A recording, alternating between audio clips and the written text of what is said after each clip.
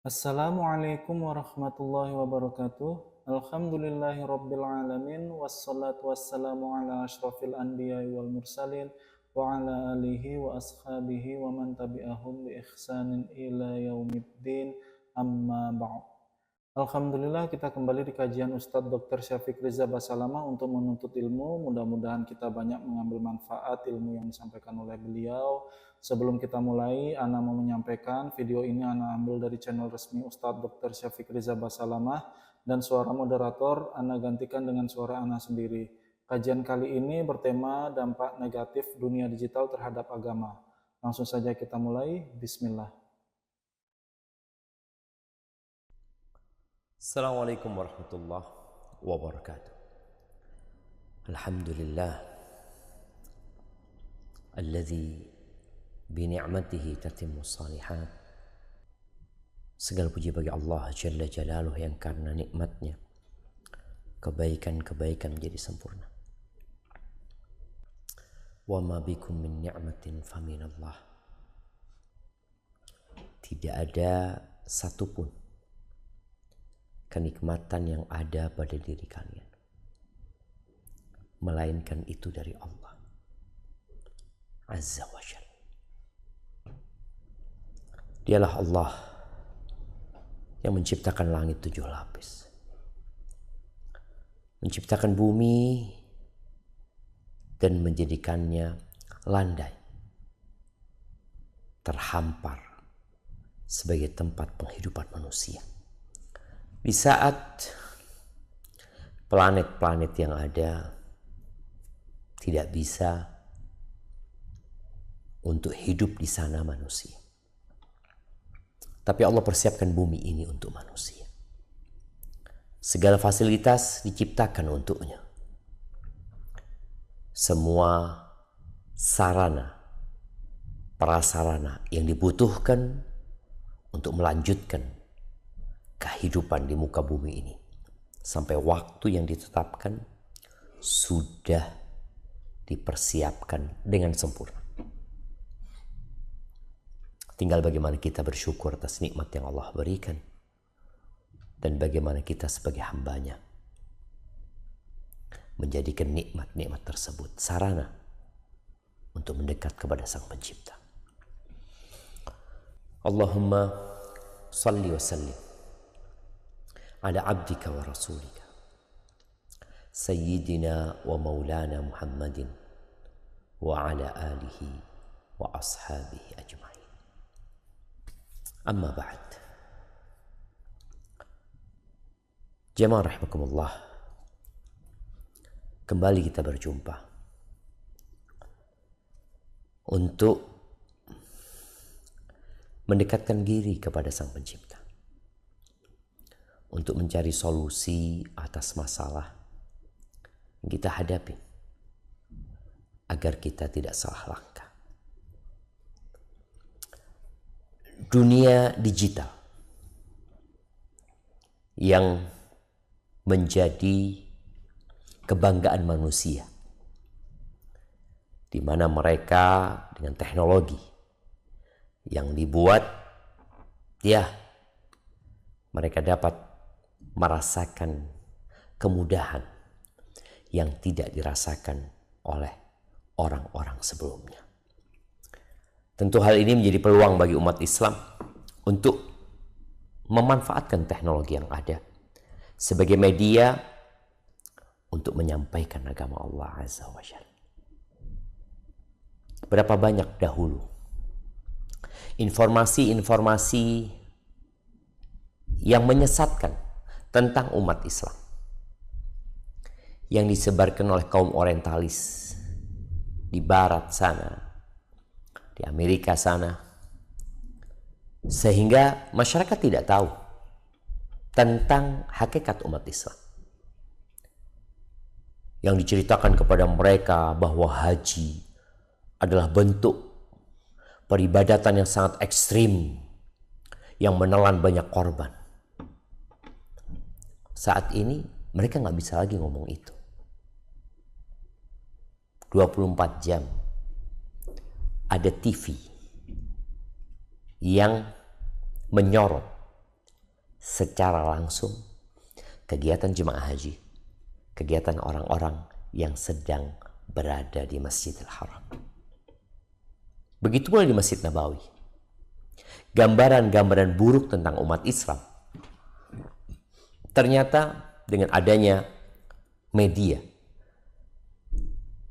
ya dengan mudah dapat ditepis karena mereka melihat sendiri dan mendengar sendiri. Namun jamaah, dunia digital ini menjadi ujian buat kita. Bersama dengan kemudahan yang ada tanggung jawab yang besar. Allah berfirman di surat Al-Anbiya ayat 35. Apa kata Allah Jalla Jalaluhu?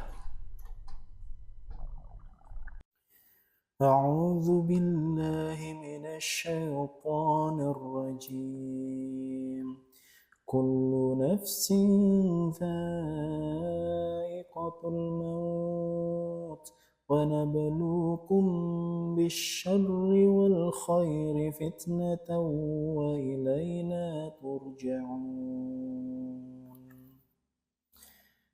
Tiap-tiap yang berjiwa akan merasakan mati. Kami akan menguji kamu dengan keburukan dan kebaikan sebagai cobaan yang sebenar-benarnya. Dan hanya kepada kamilah kamu dikembalikan. Allahu Akbar. Sebagai cobaan yang sebenar-benarnya. Artinya kenyamanan itu ujian. Ketidaknyamanan itu ujian. Kebaikan adalah ujian dari Allah. Dan keburukan juga ujian. Dan kita semua akan kembali kepada Allah Azza wa Jalla. Maka jangan sampai nikmat teknologi yang ada ini ternyata tidak mengantarkan kita kepada Allah. Malah membuat kita semakin jauh dari Allah Azza wa Jalla. Bicara teknologi yang diciptakan oleh manusia ya, dalam kurun waktu yang cukup panjang sampai seperti yang kita lihat sekarang, dan yang sekarang pun akan terus mengalami pertumbuhan, perkembangan yang kita nggak tahu 10 tahun ke depan bagaimana dunia digital ini, bagaimana dampaknya kepada kehidupan sosial, kepada kehidupan ekonomi, politik. Dan yang menjadi pembahasan kita adalah tentang bagaimana dampak negatif dari dunia digital ini terhadap kehidupan beragama.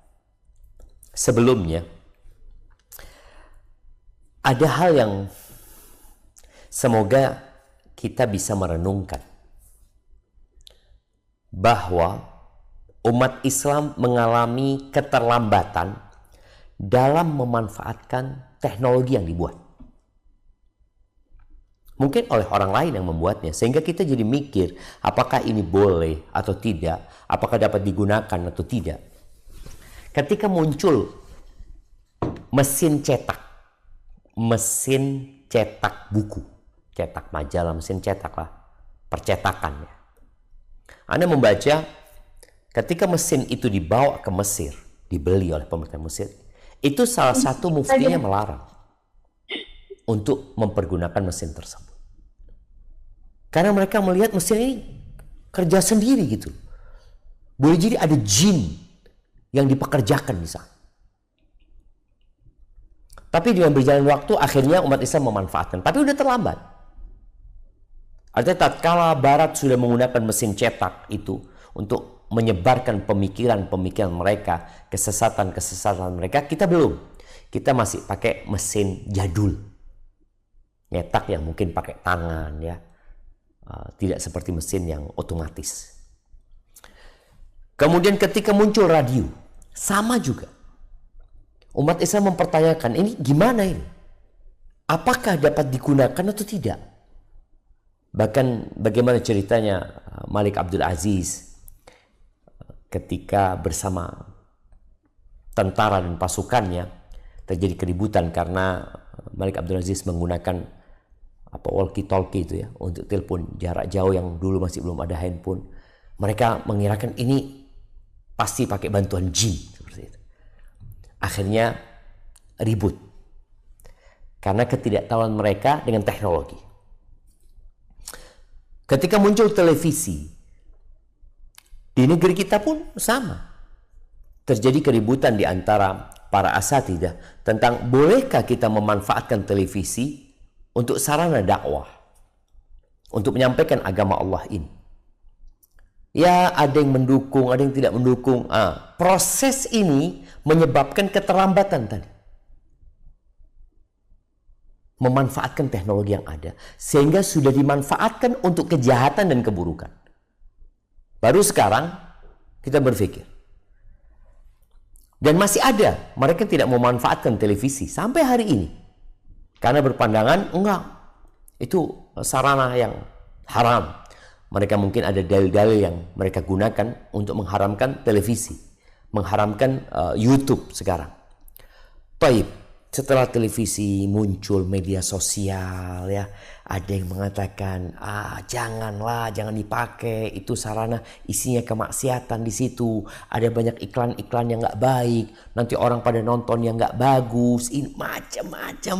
Kemudian setelah itu, setelah bertahun-tahun, baru muncul fatwa yang mengatakan kita harus menggunakan media sosial untuk dakwah. Ana baca beberapa tahun yang lalu, ya, beberapa masyayikh mengatakan, akhirku tenggelamkan media sosial ini. Waktu itu belum muncul TikTok kalau nggak salah, atau belum viral, yang muncul dari Twitter, ya, kemudian Instagram atau yang lainnya, untuk ditenggelamkan dengan konten-konten kebaikan. Akhirnya muncul bagaimana instansi-instansi keagamaan mulai memikirkan untuk memanfaatkan itu untuk dakwah, untuk menyampaikan agama Allah Azza wa Jalla. Tapi sudah terlambat. Artinya kalau bisa dikatakan di situ sudah ada 1 juta konten negatif, baru muncul 1 konten positif menghadapi 1 juta konten negatif. Kenapa? Karena media sosial ini semua orang menjadi konten kreator. Tanpa ada batasan, tanpa ada arahan, tanpa ada bimbingan, apa saja yang mereka ingin sampaikan, mereka sampaikan. Instansi keagamaan terlambat memanfaatkan hal itu. Oh, jangan ini, bahkan kita. Ketika TikTok mulai viral, Anda berulang kali menyampaikan, manfaatkan media ini. Oh, tunggu dulu, karena ini TikTok isinya nggak baik. Ya itulah, karena isinya nggak baik, kita isi dengan kebaikan. Kita ingin mendakwain orang-orang yang ada di tempat keburukan itu.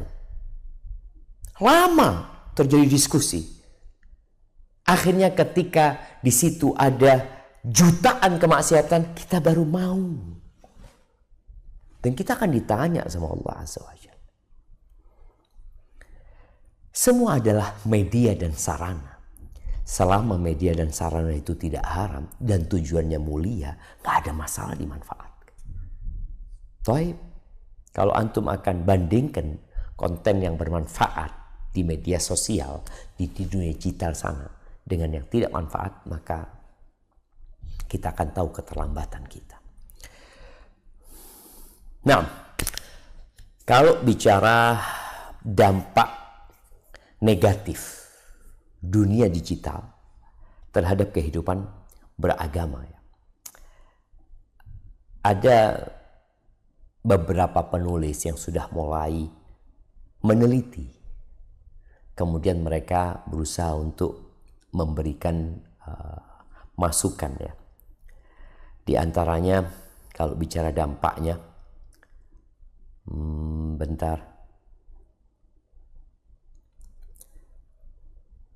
banyaknya informasi yang tidak benar atau informasi yang kita tidak dapat memverifikasi kebenarannya. Manusia itu butuh dengan agama. Manusia itu memerlukan arahan dan bimbingan. Dan kita tahu agama itu ismatu amrina, pegangan hidup kita, pedoman hidup kita. Yang mana dahulu belajar agama itu melalui proses yang sangat ketat. Artinya bitalaki, bagaimana murid mengambil dari gurunya. Bagaimana Allah Azza wa Jalla menurunkan Al-Quran. melalui Jibril kepada Nabi Muhammad alaihissalam, dan bagaimana Nabi alaihissalam kemudian menyampaikan kepada para sahabatnya. Tatkala mereka punya masalah, mereka akan bertanya kepada Nabi alaihissalam. Meninggal Nabi alaihissalam, dilanjutkan oleh para sahabatnya. Islam mulai menyebar kemana-mana. Kemudian muncul hadis-hadis dhaif, muncul hadis-hadis palsu ya, muncul kelompok-kelompok yang menyimpang, yang akhirnya para ulama memberikan arahan, inna hadzal ilma din. Agama ini atau ilmu agama ini atau ilmu ini adalah agama yang berkaitan dengan agama ini.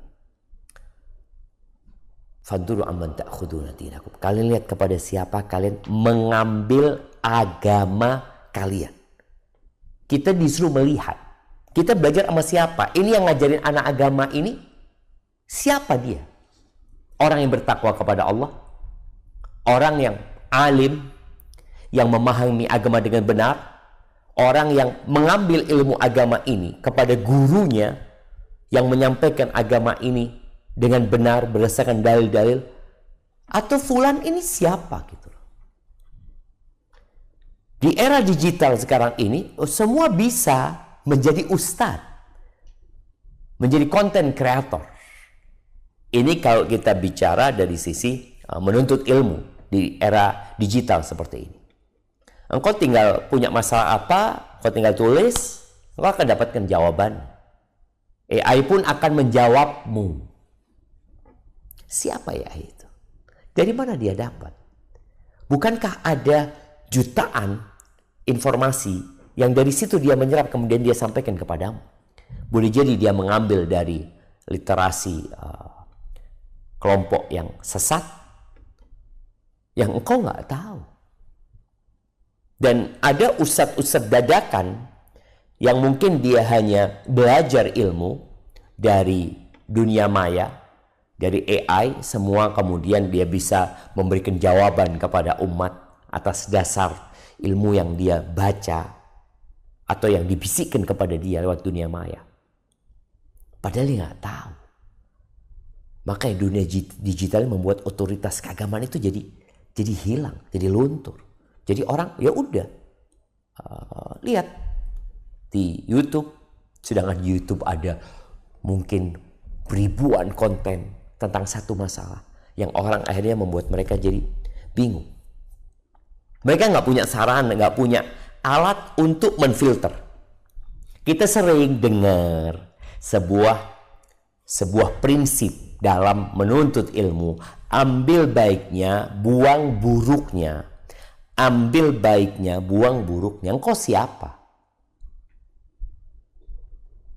Kalau engkau orang yang tahu baik dan buruk, engkau jadi ustadz. Engkau nggak perlu dengar dari ustadz itu. Engkau duduk mendengarkan, enggak, aku ngambil yang baik, kau tinggalkan yang buruk. Engkau tahu dari mana bahwa saya yang disampaikan itu baik dan buruk? Apa landasanmu? Oh, aku pernah belajar di pesantren 6 tahun. Kemudian lanjut kuliah 4 tahun belajar agama, belajar ilmu-ilmu alat sehingga alhamdulillah aku punya pegangan. Oh, pantas engkau mengatakan ambil baiknya, buang buruknya. Bagaimana para ulama ketika mengkaji kitab-kitab yang penuh penyimpangan dalam rangka membantah dan menjelaskannya kepada umat, dia sudah tahu mana yang salah dan mana yang benar. Tapi ketika kita sampaikan kepada umat, udah, engkau ambil baiknya, buang buruknya. Boleh jadi yang dia anggap buruk itu baik, yang dia anggap baik itu buruk. Sehingga dia mengambil yang buruk dengan asumsi itu baik dan meninggalkan yang baik dengan asumsi itu yang buruk. Nah, ini dunia digital. Orang duduk di rumahnya. Dia tinggal pegang. Makanya bagaimana para ulama dahulu mengatakan, lihat kepada siapa engkau ngaji. Kepada siapa engkau belajar. Nah, apalagi dengan konten-konten yang pendek-pendek ya, yang akhirnya membuat orang ikut menyebarkan. Dia dapat konten, dia pikir, oh ini bagus ya, kemudian disebarkan kemana-mana. Tahu-tahu ada yang negur, afwan yang engkau sebarkan ternyata hadisnya dhaif, hadisnya palsu. Aduh, aku nggak tahu. Aku pikir kan baik. Nah itu tadi. Manusia yang awam, yang tidak punya landasan ilmu, dia nggak bisa mengatakan ini baik, itu buruk dalam perkara-perkara yang detail. Ahibati fillah. Kemudian di antara dampak negatif ya, terjadi percampuran budaya dan nilai asing. Ya, dulu kita tahu budaya lokal. Kita tahu yang namanya tradisi, ada tradisi lokal. Dan kita tahu agama kita tidak menentang sebuah tradisi yang tidak berseberangan dengan syariat, dengan agama ini. Ketika semua orang itu duduk di rumahnya bisa melihat apa yang dilakukan di Amerika, apa kebiasaan orang Thailand, apa kebiasaan orang Taiwan, kemudian pindah ke Korea Selatan, kemudian nanti pindah lagi ke Amerika, kemana. Semua tontonan itu jadi satu ya. Bahkan kita lihat bagaimana ada di Indonesia konten kreator yang mungkin dia streaming aja selama, Anda dengar ada beberapa yang streaming sampai 50 hari. 50 kali 24 jam. Ngapain dia? Nggak ada. Dia ngundang fulan nanti minum-minuman mereka. Mabuk, lah sholat, wala apa. Karena sudah bercampur. Ketika bercampur budaya ini, kemudian dia tawarkan kepada penduduk Indonesia. Karena dia orang Indonesia. Padahal yang ada di pikiran dia, yang ada dalam keyakinan dia adalah sudah bercampur aduknya budaya-budaya yang dia lihat selama ini. Kemudian dia tawarkan kepada penduduk Indonesia. Masyarakat Indonesia mengatakan, aku ini orang Indonesia. Aku melakukan ini, aku Indonesi. Makanya jemaah, akan luntur nilai-nilai yang luhur dan akhlak dalam kehidupan beragama akan merosot. Karena udah nyampur aduk. Dan semua bisa mengakses. Ya mungkin adalah usaha dari pemerintah kita untuk memblokir mungkin ya, menutup situs-situs pornografi. Ya, layak itu ditutup. Tapi ada situs-situs yang lebih bahaya daripada pornografi. Situs-situs yang merusak keyakinan. Yang menjadikan orang keluar dari agama tanpa dia sadar. Konten-konten yang dibuat. Orang kalau berzina, ada harapan dia masuk surga. Ada harapan dia diampuni sama Allah Azza. Tapi orang kalau rusak agamanya, rusak keyakinannya, kemudian dia keluar dari agama, walaupun sebaik apapun kelakuan dia, nggak ada harapan 0,0,01% untuk masuk surga. Nggak ada. Dan sekarang di era digital tadi dengan bercampurnya semuanya, nggak ada nilai-nilai keagamaan yang terjaga. Dan konten-konten itu bukan konten-konten yang ditutup. Karena kesyirikan dalam pandangan sebagian orang, ya itu ya biasa. Tapi kalau perzinaan, pemerkosaan, pembunuhan, wah. Padahal kita tahu, pembunuhan itu dosa besar, perzinaan itu dosa besar ya. LGBT itu dosa besar. Tapi syirik, satu-satunya dosa yang tidak diampuni sama Allah SWT.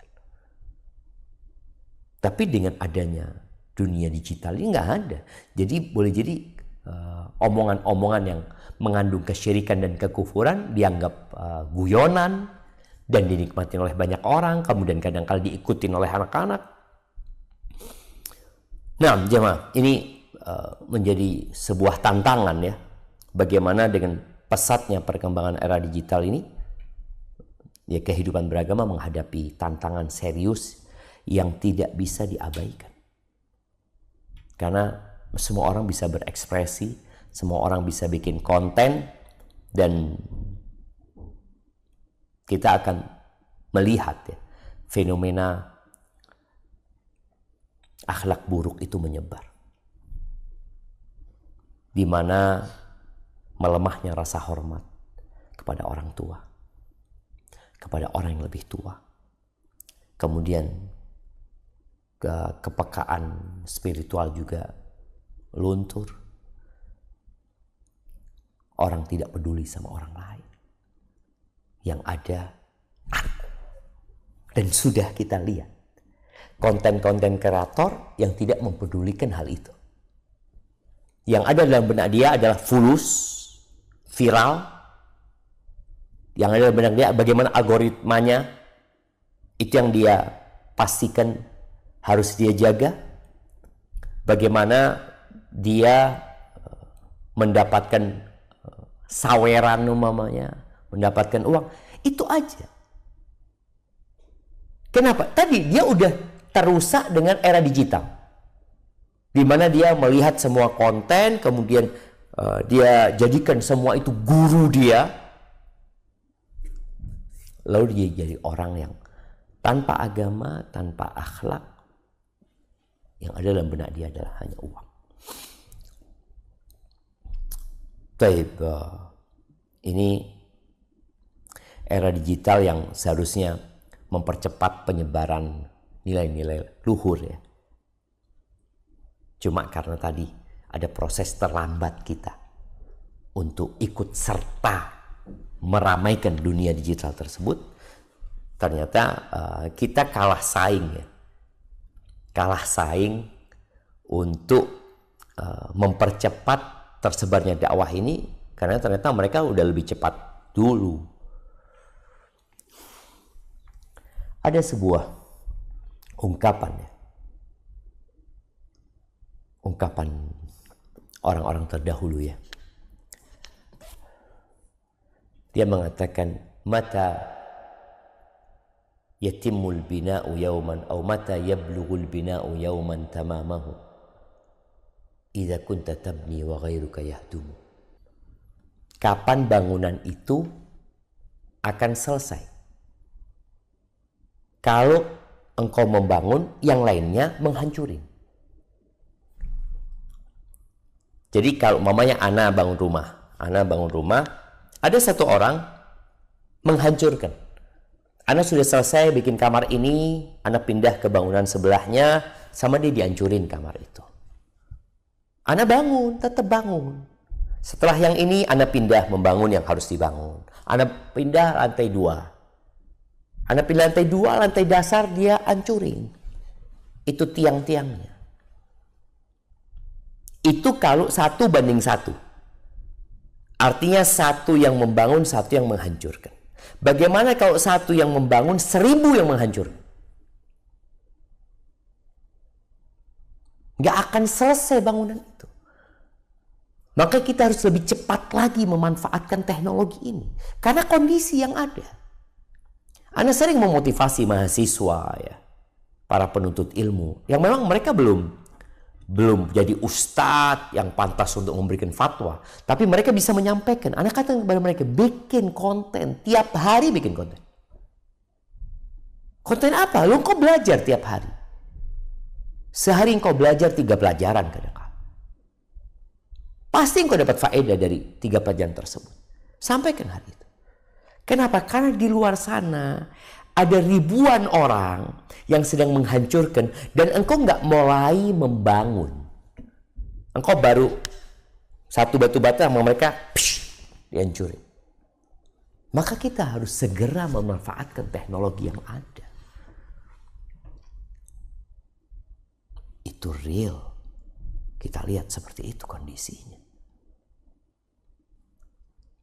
Kadang-kadang nanti 10 tahun lagi kita baru, oh iya ternyata ini teknologi yang harus dimanfaatkan. Tapi udah telat 10 tahun. Seperti tadi yang disampaikan.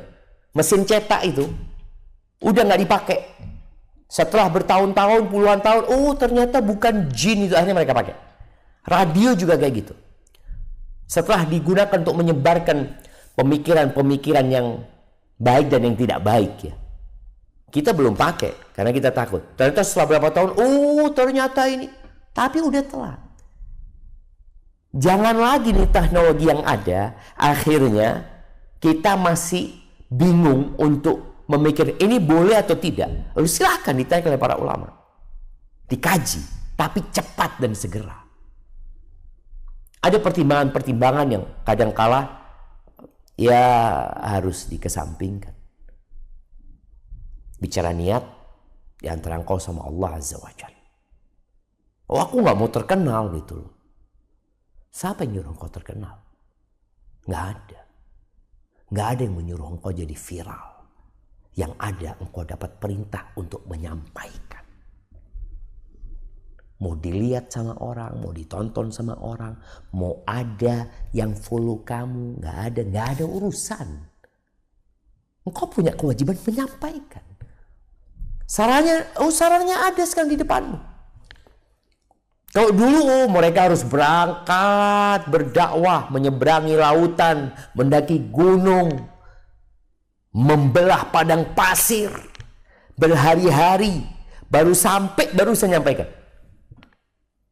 Bagaimana Jabir bin Abdullah dari kota Madinah beli onta, berangkat menuju ke Damaskus, 1 bulan perjalanan, sampai sana dia hanya untuk mendapatkan 1 hadis. Terus pulang. Sekarang Allah kasih kemudahan. Lalu engkau mengatakan nanti akan ada penyesalan.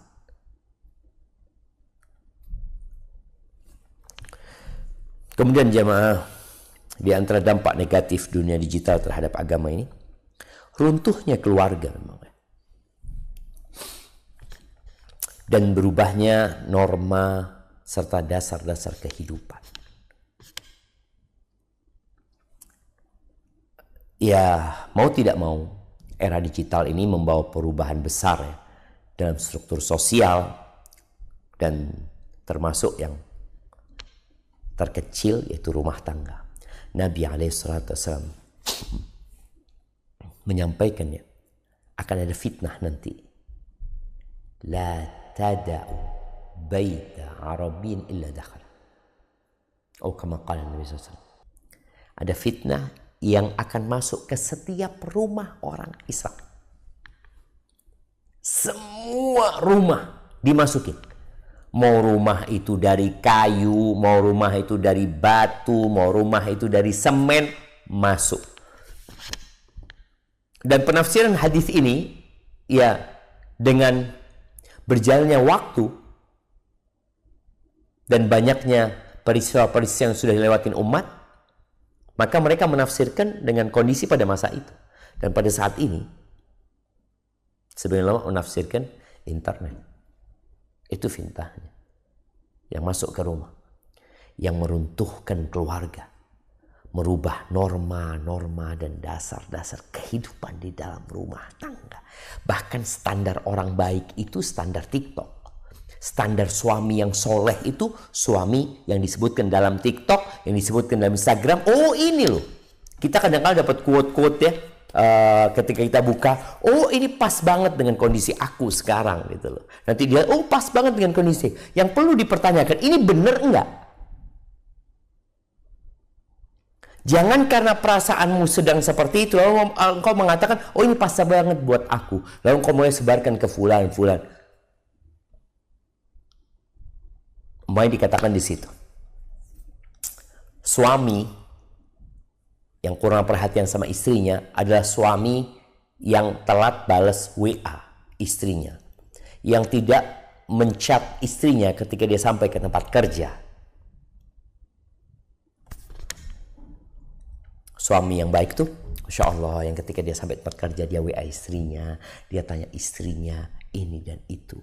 Yang kalau WA dia kirim gambar-gambar bunga, ini suami yang soleh katanya, seperti itu. Ketika dia lihat, waduh suamiku nggak kayak gini. Ini jadi standar dia untuk mengkritik suaminya. Dia nggak membayangkan kalau dia di posisi suaminya yang sedang bekerja, yang sedang capek, lelah di bawah terik matahari, yang dia harus menjalankan tugas-tugas bosnya, yang dia harus memikirkan banyak problematika dalam dunia kerja yang harus dia tuntaskan. Si istri WA terus, mana kok nggak dibalas engkau? Dunia digital. Di masa lalu, ketika seorang suami, ingat, suami ini pemimpin dalam rumah. Dan suami itu adalah surga dan nerakanya istri. Di masa lalu, sebelum ada handphone, ada telepon, ketika suami berangkat kerja, dia pamit sama istrinya, sama anak-anaknya. Sang istri mendoakan sang suami, sang anak juga mendoakan ayahnya. Mereka mengatakan, kita tunggu ayah pulang, mudah-mudahan selamat sampai rumah. Sudah. Full, sang istri akan fokus melaksanakan tugasnya di rumah, nggak ngurusin suaminya. Karena dia tahu, aku punya tugas di rumah, suamiku juga punya tugas di tempat sana. Dia ada anak-anak yang harus dia selesaikan. Tapi ini kadang-kadang nggak terjadi. Di Indonesia, ya jumlah pernikahan itu, kalau nggak salah 1,5 juta lah kira-kira tahun lalu. Yang cerai 500.000. Hampir 500.000. Artinya hampir sepertiganya itu bercerai. Dan yang ada ini boleh jadi adalah generasi-generasi lama yang mempertahankan rumah tangganya. Sedangkan generasi-generasi baru paling banyak anak-anak muda. Karena tadi norma dan dasar-dasar kehidupan dalam rumah tangga itu jadi hilang. Standarnya adalah Instagram quote-quote tadi yang jadi standar oleh mereka. Maka ya ini menjadi PR buat kita semuanya.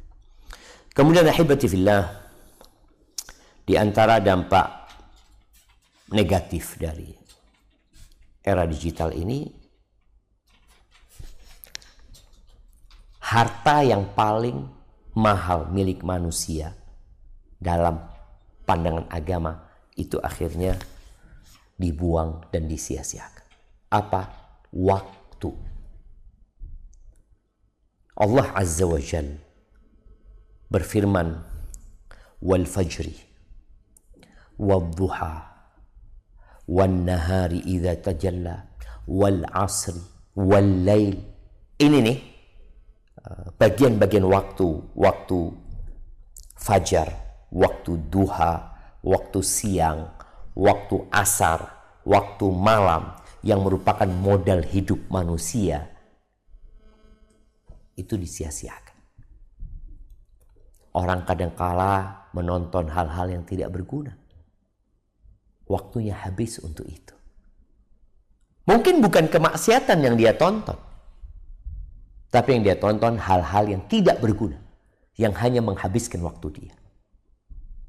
Yang seharusnya dia membaca Al-Quran, dia baca buku, dengan adanya konten-konten yang pendek ya. Ini termasuk konten yang membuat kecerdasan orang jadi tumpul, kepekaan dia jadi hilang ketika dia sibuk dengan konten yang pendek-pendek tuh. Kita ngikutin. Enggak, orang tuh suka sama yang pendek, betul. Maka dibuatlah yang pendek-pendek. Reel 1,5 menit, short mungkin 1 menit, atau yang lainnya ada yang ya pendek-pendek aja. Orang itu scrolling terus 1 menit kali 100 konten. 100 menit. 1 menit kali 120 konten. 20 menit. Makanya anak kadang-kadang kalau sudah ngelihat anak-anak ngelihat short, umpamanya anak ngomong nggak boleh. Nggak boleh ngelihat short. Terus dilihat yang panjang. Dan itu juga membantu bagaimana orang jadi fokus, jadi konsentrasi. Ya dia perlu duduk. Orang tuh kepingin konsentrasi manusia itu jadi gampang pecah. Dan ini akan merusak ibadah dia sendiri. Ketika orang yang konsentrasinya nggak bisa panjang, ketika dia sholat, dia kepingin cepat-cepat selesai. Ketika dia dengar khutbah, dia ingin cepat-cepat selesai. Karena dia terbiasa dengan konten yang pendek-pendek. Khutbah Jumat nggak bisa 1 menit. Nggak bisa 1 menit setengah. Engkau dituntut untuk mendengarkan, menyimak 15 menit. Tapi dia udah rusak. Udah nggak bisa konsen 15 menit. Banyak yang merusak konsentrasi dia. Ini dunia digital tadi. Maka kita harus mengarahkan. Oke, mana kita ambil manfaatnya, mana kita harus tinggalin. Subhanallah jamaah. Bicara waktu ini, perlu kita itu sekali-kali di malam hari melakukan muhasabah untuk waktu kita. Kita kadang-kadang merasa aku sibuk, aku ini itu. Engkau ngaji berapa juz? Berapa juz ya? Engkau ngapain seharian? Nih, khususnya bagi istri yang mungkin dia di rumah saja menjadi komandan tertinggi dalam rumah sebagai ibu rumah tangga. Semua sudah disiapin sama suaminya. Coba engkau lihat. Kenapa engkau tidak bisa membaca 1 juz? Pecah konsentrasinya gara-gara dunia maya. WA kadangkala, telepon ya. Telepon kadangkala telepon nggak manfaat. Cuma mau ngobrol aja. Dulu orang kalau mau ngobrol, butuh effort yang besar. Dia harus keluar rumahnya, sekarang enggak. Ngobrol di sana berjam-jam, saling memberikan komentar ini itu. Ketika ditanya sama suaminya, engkau sudah laksanakan hal ini? Kata dia, belum. Ngapain aja engkau? Aku banyak kerjaannya ini itu. Coba dilihat. Boleh jadi karena faktor digital ini. Kemudian yang terakhir ya, dampak negatif dunia digital ini terhadap agama, hilangnya identitas keislaman dan kaburnya ciri-ciri khas kepribadian muslim. Hilang. Kenapa? Karena dia mau viral.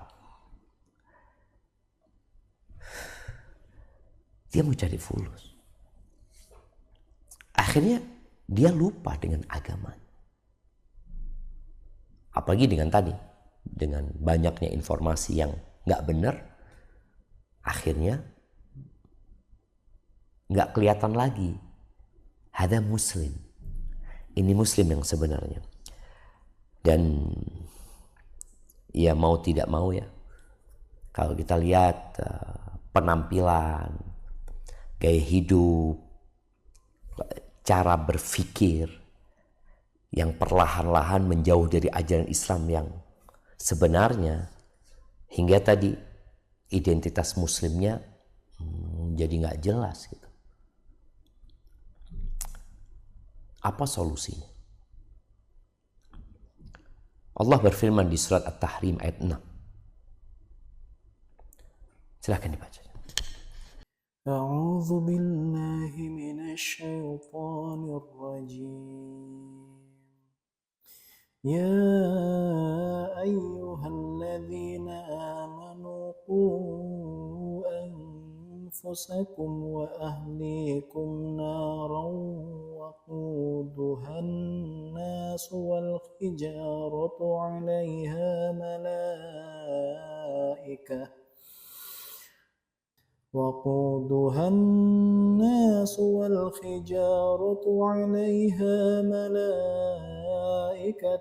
غلاظ شداد لا يعصون الله ما أمرهم ويفعلون ما يؤمرون.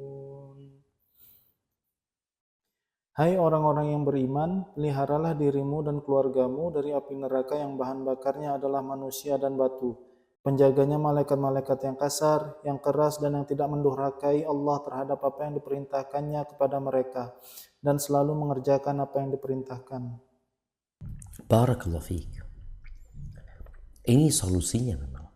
Ya, ini agama Islam adalah agama yang memang dipersiapkan oleh Allah untuk menutup semua agama. Nabinya penutup seluruh nabi. Kitabnya penutup seluruh kitab yang ada. Kita beriman dengan Nabi Adam, Nabi Nuh, Nabi Ibrahim, terus sampai Nabi Isa alaihissalam, kita beriman. Kemudian ditutup dengan Nabi kita Muhammad alaihissalam. Kita percaya dengan adanya suhuf Ibrahim. Kita percaya dengan Tauratnya Nabi Musa, kita percaya dengan Zaburnya Nabi Daud, kita percaya dengan Injilnya Nabi Isa alaihissalam, dan kita meyakini pula bahwa kitab-kitab itu sudah dihapuskan dengan datangnya Al-Quran, dan di kitab itu juga banyak penyimpangan, ditutup dengan Al-Quran. Sehingga agama Islam ini adalah agama yang cocok, yang sudah persiapkan untuk menghadapi semua tantangan di masa kapanpun dan di bumi yang manapun. Lihat bagaimana kita menyelamatkan diri kita dan keluarga kita dari api neraka.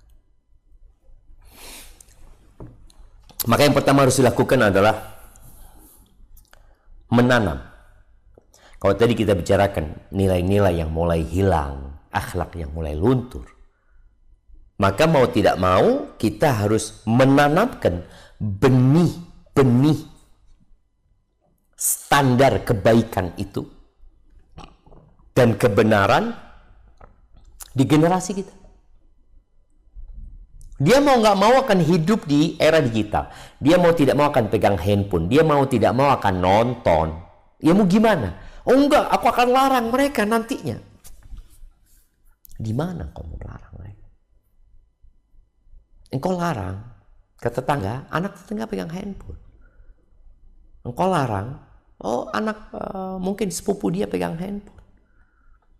Maka bagaimana kita menanamkan nilai-nilai kebaikan, standar-standar kebenaran, akidah yang benar akan keesaan Allah Azza wa Jal, akan keagungan Al-Quran dan Sunnah Nabi SAW, bahwasanya itulah sumber agama kita. Asyhadu an la ilaha illallah, asyhadu anna Muhammad Rasulullah. Tanamkan hal itu, nilai tauhid ini, sehingga ketika dia lewat pemikiran yang menyimpang, dia punya kesiapan untuk menendangnya dan tidak akan masuk ke dirinya. Paling tidak dia nggak akan tonton karena dilihat berseberangan dengan akidah dia. Tapi kalau anak-anak nggak dikasih, ya dia akan melihat, oh pemikiran ini kayaknya baik ya. Kemudian tanamkan juga di mereka bahwa menuntut ilmu itu tidak sembarangan. Tidak kepada semua orang, tapi kepada orang-orang yang memang menjalankan amanah itu dengan benar dan dia mengambil ilmu dari sumber yang benar. Ini sebagai bentuk penanaman. Kemudian setelah itu, setelah kita tanam, mau tidak mau kita perlu rawat yang sudah kita tanam. Kita perlu sirami. Kita lihat bagaimana petani ketika nanam padi, setelah dia nanam tidak dibiarin. Dia akan perhatikan itu padi. Terkadang mau nggak mau harus kasih pupuk. Terkadang ada yang rusak, harus dibuang dan diganti. Bukan sekali, tapi dia jaga itu tanamannya. Dia rawat sampai panen. Kita pun orang tua, ya selain kita sendiri yang harus memperhatikan diri kita, bagaimana menjaga, merawat dan menumbuhkan ya sampai waktunya panen. Kemudian memberikan benteng, membentengi mereka dengan amal. Rasul sallallahu alaihi wasallam 1446 tahun yang lalu beliau sudah mengatakan badiru bil a'mal fitanan kaqita'il lailil mudlim. Kalian segeralah beramal sebelum datang fitnah-fitnah seperti potongan malam gelap gulita. Sebelum datang itu beramal. Karena kalau tadi ilmu disampaikan, ya akidah ditanamkan, tapi mereka nggak ngamalin. Sholat juga nggak umpamanya. Oh nanti dia nggak bakal sholat dia ketika datang fitnah. Berapa banyak ilmu yang kita sudah dapatkan, kemudian kita tidak amalkan. Ketika terjadi fitnah, sulit bagi kita untuk mengamalkan. Apalagi ketika fitnah itu seperti potongan malam yang gelap gulita. Yusbihur rajulu mu'minan wa yumsi kafiran. Paginya mukmin, sorenya kafir. Sorenya mukmin, paginya kafir. Yabi'u dinahu bi'aradin minad dunya nih. Menjual agamanya untuk mendapatkan kenikmatan dunia. Berapa banyak konten kreator yang kita lihat ya, yang mereka menjual agamanya, nggak peduli dengan agamanya, apa yang dia sampaikan, apa yang dia pertontonkan kepada orang, dia tidak peduli, hanya untuk mendapatkan sedikit dari kenikmatan dunia. Yang 2 rakaat sebelum subuh lebih baik dari semua dunia dan isi. 2 rakaat sebelum subuh itu lebih baik dari dunia dan isi. Dia ini berantem, ribut dalam rangka mendapatkan viewer, mendapatkan saweran atau apa, mendapatkan donasi. Dia jual agama. Wallah jemaah. Maka bagaimana dibentengi dengan pengamalan ya. Dan orang tua perlu hadir ya. Bagaimana dia ya mengajak anaknya untuk membaca. Atau kalau bisa diajak anaknya ziarah ke perpustakaan yang ada buku-buku agama untuk tontonan anak-anak ya. Kadang kala juga perlu mendampingi dia untuk bermain, rekreasi, olahraga. Karena dunia digital ini membuat orang terlena sehingga kadang-kala fisiknya jadi sakit. Lalu mendampingi mereka ketika mereka menonton. Atau sekarang ada aplikasi-aplikasi yang memang membuat konten itu paling tidak terfilter, walaupun tidak semuanya. Dan semoga dengan itu kita sudah menjalankan tugas kita. Walaupun kita nggak akan mampu tanpa pertolongan Allah. Sehingga perlu dilakukan adalah memperbanyak doa dan permohonan kepada Allah SWT. Hada wallahu a'lam bissawab. Itu yang dapat Anda sampaikan. Kurang lebihnya mohon maaf. Mungkin kita masuk ke sesi tanya jawab. Naam, tafadhal. Jazakallah khairan Ustaz. Barakallahu fiik atas ilmu dan paparannya. Langsung masuk ke pertanyaan Ustaz. Assalamualaikum Ustaz, izin bertanya. Jika kita sholat bermakmuman bukan mahram tapi hanya berdua, misalnya di tempat umum, tiba-tiba laki-lakinya mengeraskan suaranya gitu Ustadz, seolah-olah seperti mengimami. Kita mengikuti sebagai makmum. Barakallahu fiik. Tunggu, kok sebagai makmum? Memang niat berjamaah? Memang niat jadi makmum? Ya enggak lah, kalau dari awal kan enggak niat. Kan harus niat memang. Kalau niatnya sholat sendirian ya, mau dia ngerasin suara ya biar dia ngerasin suara. Jadi makmumnya ini kan memang nggak niat. Beda seperti ini. Boleh jadi imamnya niat sholat sendiri. Makmumnya datang nih. Imamnya ketika dia nggak niat jadi imam, ya dia nggak perlu niat ngeraskan suara. Orang memang dia nggak ada niat jadi imam. Ini niat jadi makmum, nggak ada masalah dia. Karena dia yang niat bermakmum. Tapi kalau ini makmumnya ini nggak ada niat bermakmum. Imamnya merasa jadi imam. Enggak, jadi dalam posisi seperti itu nggak perlu mengikutin karena memang engkau dari awal nggak ada niat untuk bermakmum. Baik, jazakallahu khair. Itu yang dapat Anda sampaikan. Kurang lebihnya mohon maaf. Subhanakallahumma bihamdika asyhadu an la ilaha illa anta astaghfiruka wa atubu ilaik. Assalamualaikum warahmatullahi wabarakatuh. Waalaikumsalam warahmatullahi wabarakatuh. Jazakallah khairan Ustaz. Barakallahu fiik. Berakhir sudah kajian kita kali ini. Mudah-mudahan ilmu yang disampaikan beliau bermanfaat dan bisa kita amalkan. Kurang lebihnya ana mohon maaf. Subhanakallahumma bihamdika asyhadu an la ilaha illa anta astaghfiruka wa atubu ilaik. Wassalamualaikum warahmatullahi wabarakatuh.